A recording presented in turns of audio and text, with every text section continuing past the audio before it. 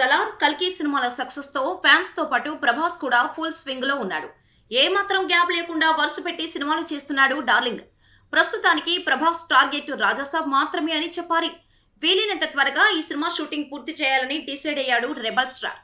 ఎట్టి పరిస్థితుల్లోనూ నవంబర్ నాటికి రాజాసాబ్ షూటింగ్ కంప్లీట్ అయ్యేలా టార్గెట్ ఫిక్స్ చేశాడట ప్రభాస్.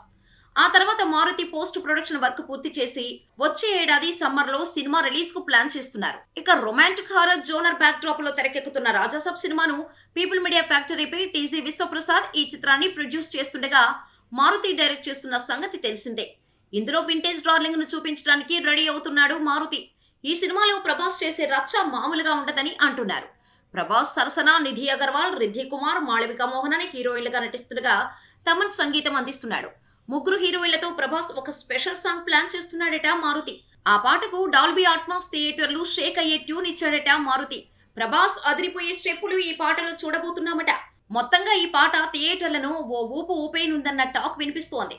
ఇక ఈ సినిమా టీజర్ ను ప్రభాస్ పుట్టినరోజు కానుకగా అక్టోబర్ 23న రిలీజ్ చేసేందుకు మేకర్స్ ప్లాన్ చేస్తున్నారు.